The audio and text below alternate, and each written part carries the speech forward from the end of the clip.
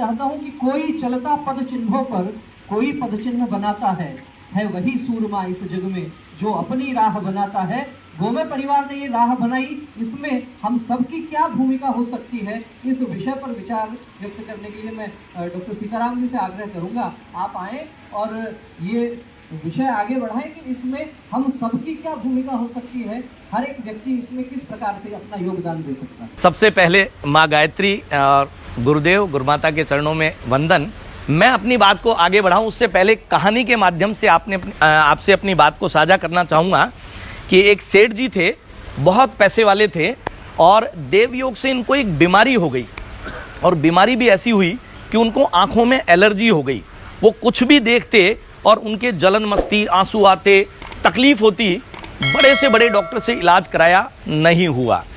संयोग से और जब वो थोड़ा विदेश गए, बाहर गए, तो एक डॉक्टर से उनका मिलना हुआ और उस डॉक्टर ने कहा कि ये अजीबोगरीब बीमारी तो आपको है लेकिन उसका इलाज मुझे पता है। यदि आप केवल हरी हरी चीज़ों को देखेंगे तब तो दिक्कत नहीं होगी, वरना तो आपको ये बीमारी जीवन में कभी मिटेगी नहीं। अब चूंकि सेठ जी पैसे वाले थे, बोले कोई दिक्कत नहीं है। घर आए और उन्होंने सब जगह पेंटरों को बुलाया और हरा कलर कराना शुरू किया। घर को देखो तो हरा कलर, चीज़ों को देखो तो हरा कलर, जिस चीज़ को देखो। पैसे वाले थे, परवाही नहीं थी, पर समस्या मिटी नहीं क्योंकि बहुत कुछ ऐसा था जिसे हरा नहीं कराया जा सकता था। लोगों के शरीर के रंग हरे थोड़ी कराए जा सकते थे, खाने वाली रोटी हरी नहीं कराई जा सकती थी। समस्या जस की तस बनी रही, पैसे पे पैसा खर्च होता गया, पर सेठ जी की समस्या का समाधान नहीं हुआ। और अचानक एक दिन एक छोटा सा बच्चा उधर से खेलता हुआ आया, तो उसने पूछा कि सेठ जी क्या तकलीफ है आपको। बोले बेटा लाखों करोड़ों रुपए खर्च हो गए लेकिन मेरी समस्या का समाधान नहीं निकला, और एक छोटा सा समाधान है लेकिन वो भी पूरा नहीं हो रहा। तो उसने पूछा क्या समाधान है। बोले डॉक्टर ने मुझे बताया है कि यदि मैं चीज़ों को हरे हरे रूप में देखूं तब तो समस्या नहीं रहेगी, वरना समस्या है। बोले इतनी सी बात। बोले सेठ जी हरा चश्मा लगा लो ना। कमोबेश हमारे जीवन में भी समस्याएं कई बार आती है, नजरिए की आवश्यकता है। हो सकता है उसका बहुत छोटा सा समाधान हो लेकिन हम उसमें बहुत गहराई से चले जाते हैं, कई बार लाखों रुपया खर्च कर देते हैं और उसके बावजूद भी उसका समाधान नहीं निकल पाता है। कोरोना ऐसी ही समस्या के रूप में आया। बहुत लोगों ने उसको उस चश्मे के नजरिए से देखा तो सहजता से देख लिया, और बहुत लोगों ने भयग्रस्त होकर के देखा और इस दुनिया से ही कूच कर गए। और उस बहुत बड़ी विकट समस्या को ईश्वरीय कृपा से हमें भी वैसे ही चश्मे से देखने का मौका मिला और उसका छोटा सा समाधान निकल करके आ गया।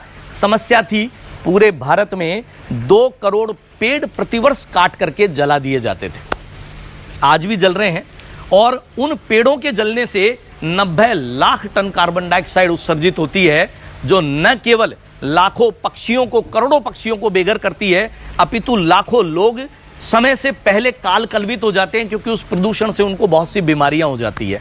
और इस समस्या के समाधान के रूप में गौमाता के आशीर्वाद से वो गोकास्ट, जिससे बहुत पुनीत काम होते हैं, क्योंकि गौमाता एक अकेली ऐसी है जिनके मलमूत्र को, चोके को शुद्ध करने के काम में लिया जाता था पहले भी आज भी। कि पराली शब्द जो आपने सुना होगा, पंजाब और हरियाणा की बहुत बड़ी प्रॉब्लम है।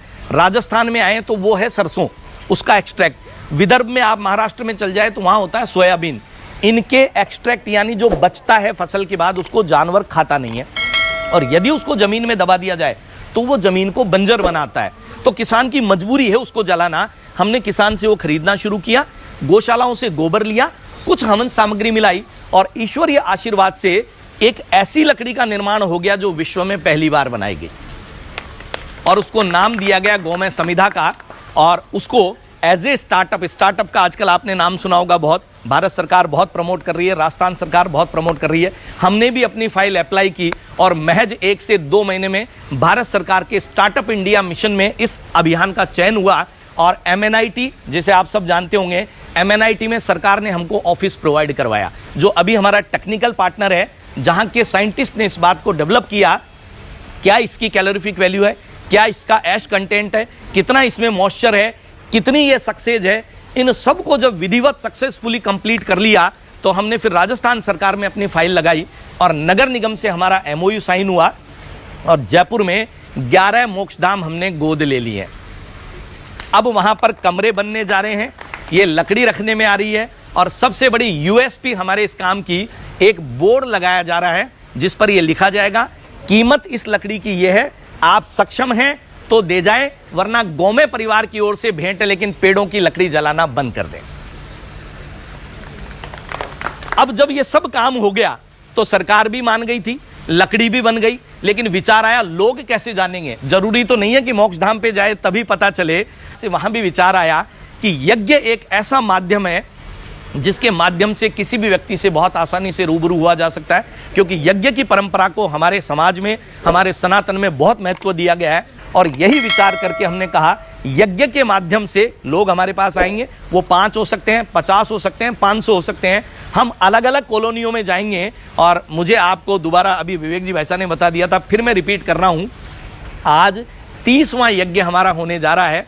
27 मार्च 2022 से निरंतर यह श्रृंखला चल रही है। 51 पंचकुंडी यज्ञों का हमने संकल्प लिया और दिसंबर तक वो कंप्लीट होने जा रहा है। तो हमने फिर ये विचार किया कि एक काम हम करना प्रारंभ करते हैं। संकल्प पत्र अभियान हमने शुरू किया कि हम 2 संकल्प अपने जीवन में लें। यदि हमने लेके ईमानदारी से इनको पूरा किया, कोई कारण नहीं है कि पूरे भारत में गौशाला को कहीं भी किसी भी तरह की तकलीफ आएगी। पहला संकल्प, अपने घर में नित्य प्रति कम से कम 1 गोगव्य का अनुपालन करना हम प्रारंभ करें। वो फिनाइल हो सकता है, वो धूप बत्ती हो सकती है। दूध घी तो बहुत महंगे हैं, हम कहते हैं वहां जाइए ही मत। 150, 100, 150 रुपए पर मंथ के तो हम खर्च कर सकते हैं। 5 रुपए प्रतिदिन तो हम गोमाता के नाम से निकाल सकते हैं, वरना फिर लाखों करोड़ों रुपए लास्ट में जाते जाते वो कूट के अपनी जेबों में भर लेते हैं और आपको निचोड़ करके इस दुनिया से विदा कर लेते हैं। जितना बड़ा पैसे वाला उतना बड़ा आईसीयू है। ये आज की कड़वी सच्चाई है साहब। सहज मृत्यु और बिरले लोगों को नसीब होती है, लेकिन गौमाता की जिसने शरण पकड़ ली, आप देखिए, मुझे कहते हुए यहाँ हर्ष होता है। 2 हमारे वरिष्ठ जन बैठे हुए हैं, डॉक्टर गर्ग साहब भी यहाँ पर हैं और कोठारी साहब हैं। इनकी एनर्जी जब मैं देखता हूँ ना, तो ये बड़े बड़े युवाओं को मात करते हैं। इनसे हम प्रेरणा लेते हैं कि इस उम्र में आकर के भी इनकी जो इच्छा शक्ति है, इनकी जो प्रेरणा है, वो बहुत बड़ी है। लेकिन वो क्यों है? क्योंकि ये सब लोग गौमाता के सानिध्य में रहते हैं, गौमाता के आशीर्वाद में रहते हैं। तो मैं अपने 2 जो संकल्प हैं उनको दोहरा करके और अपनी बात को समाप्ति की ओर ले जाऊंगा। पहला संकल्प, आज से संकल्प लेकर के उठे, यहाँ पे नित्य प्रति अपने घर में किसी भी 1 गोगव्य का अनुपालन करें। और दूसरी चीज, जहां भी लकड़ी जलती दिखे, या तो गोकास्ट या हमने जो गोमय समिधा बनाई उसका उपयोग करवाना प्रारंभ करें। इसका छोटा सा उदाहरण मैं आपको देता हूं। जयपुर में पिछले साल होली पे हमने व्यापार मंडल और गौशालाओं और नगर निगम के साथ मिलकर के एक छोटा सा अभियान चलाया था, गोकास्ट से होली का दहन। केवल 7 दिन का अभियान था, 750 से ज्यादा जगह गोकास्ट से होली का दहन हुआ। हमारे हौसले बुलंद हुए। और इस बार जब होली पे हमने 15-20 दिन पहले अभियान चलाया, 2000 से ज्यादा जगह जयपुर में गोकास्ट से होली का दहन हुआ। और मैं अपनी लाइन को इसलिए रिपीट करता हूं, दान देके गौमाता को दयनीय नहीं बनाए, उसके गव्यों को घर में स्थान देके उनको वही मान दीजिए जो एक माँ का सम्मान होता है। और जिस दिन माँ वो सम्मान पाकर के अंतःकरण से आशीर्वाद देगी, केवल भारत नहीं पूरे विश्व का कल्याण हो जाएगा। क्योंकि दुनिया में विदेशी लोग इस गाय के महत्व को समझने लग गए हैं। जिस दिन आपने गोगव्यों को अधिक मूल्य भी देकर के खरीद लिया ना, उस दिन गोपालक को 35 पैसे किलो का गोबर बेचने पे मजबूर नहीं होगा, क्योंकि वो भी मजबूर है, उसको खर्चे निकालने हैं। लेकिन उसको संबलन देने वाले आप और हम लोग हैं। आप सबने मेरी बात को इतने धैर्यपूर्वक सुना, इसके लिए आपका बहुत बहुत आभार।